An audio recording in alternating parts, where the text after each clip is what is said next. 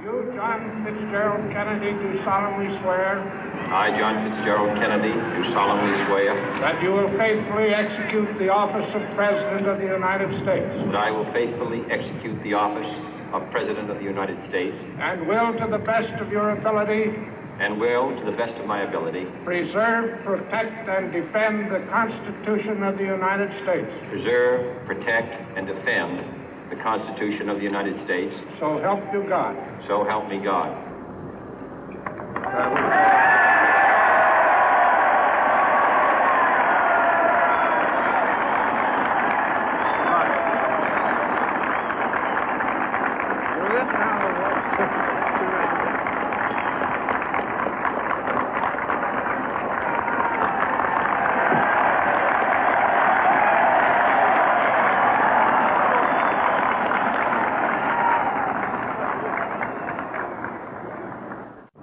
Vice President Johnson, Mr. Speaker, Mr. Chief Justice, President Eisenhower, Vice President Nixon, President Truman, Reverend clergy, fellow citizens.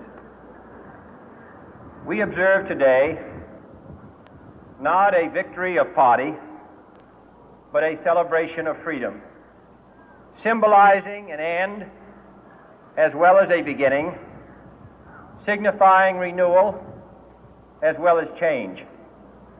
For I have sworn before you and Almighty God the same solemn oath our forebears prescribed nearly a century and 3/4 ago.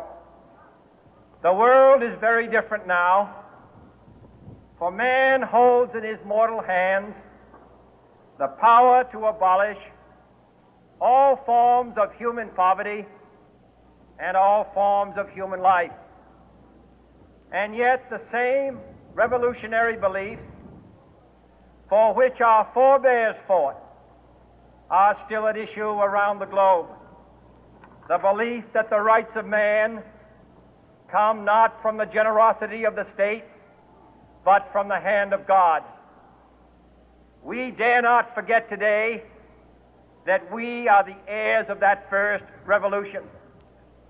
Let the word go forth from this time and place to friend and foe alike that the torch has been passed to a new generation of Americans born in this century, tempered by war, disciplined by a hard and bitter peace, proud of our ancient heritage, and unwilling to witness or permit the slow undoing of those human rights to which this nation has always been committed and to which we are committed today at home and around the world.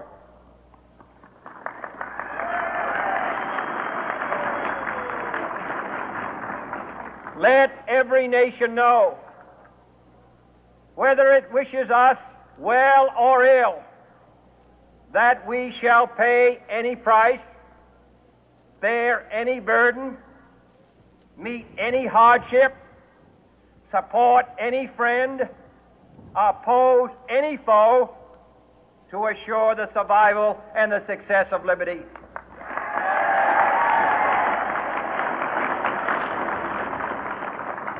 This much we pledge and more. To those old allies whose cultural and spiritual origins we share, we pledge the loyalty of faithful friends. United, there is little we cannot do in a host of cooperative ventures. Divided, there is little we can do, for we dare not meet a powerful challenge at odds and split asunder. To those new states whom we welcome to the ranks of the free, we pledge our word that one form of colonial control shall not have passed away, merely to be replaced by a far more iron tyranny.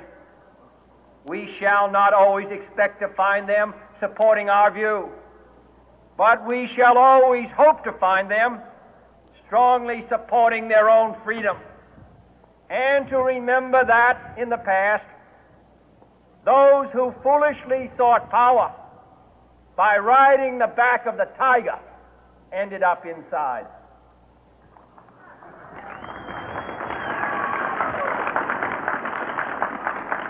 To those people in the huts and villages of half the globe struggling to break the bonds of mass misery, we pledge our best efforts to help them help themselves for whatever period is required, not because the communists may be doing it, not because we seek their votes, but because it is right.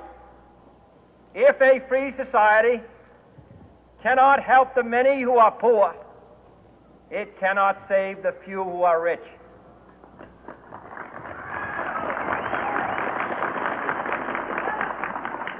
To our sister republics south of our border, we offer a special pledge to convert our good words into good deeds, in a new alliance for progress, to assist free men and free governments in casting off the chains of poverty. But this peaceful revolution of hope cannot become the prey of hostile powers. Let all our neighbors know that we shall join with them to oppose aggression or subversion anywhere in the Americas. And let every other power know that this hemisphere intends to remain the master of its own house.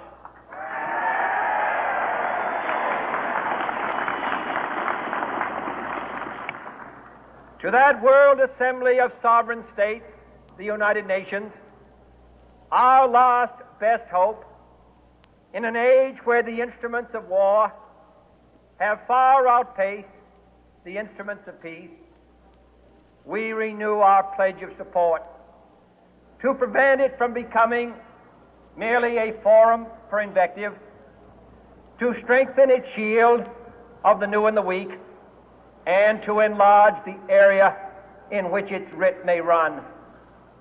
Finally, to those nations who would make themselves our adversary, we offer not a pledge, but a request that both sides begin anew the quest for peace. Before the dark powers of destruction, unleashed by science, engulf all humanity in planned or accidental self-destruction, we dare not tempt them with weakness, for only when our arms are sufficient beyond doubt can we be certain beyond doubt that they will never be employed. But neither can two great and powerful groups of nations take comfort from our present course, both sides overburdened by the cost of modern weapons, both rightly alarmed by the steady spread of the deadly atom, yet both racing to alter that uncertain balance of terror that stays the hand of mankind's final war. So let us begin anew, remembering on both sides that civility is not a sign of weakness, and sincerity is always subject to proof. Let us never negotiate out of fear, but let us never fear to negotiate.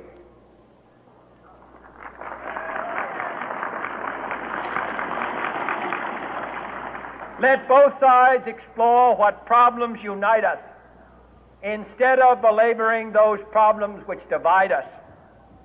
Let both sides, for the first time, formulate serious and precise proposals for the inspection and control of arms, and bring the absolute power to destroy other nations under the absolute control of all nations.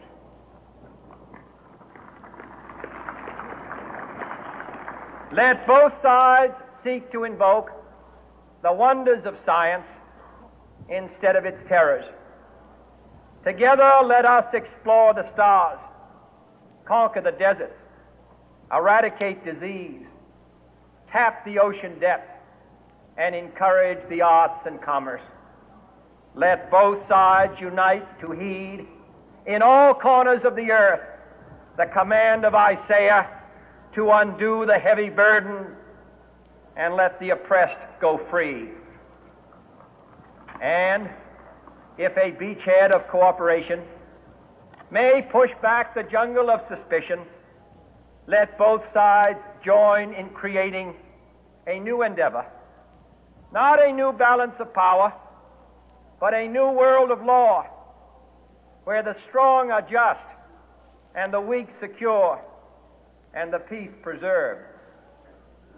All this will not be finished in the first 100 days, nor will it be finished in the first 1,000 days, nor in the life of this administration, nor even perhaps in our lifetime on this planet. But let us begin.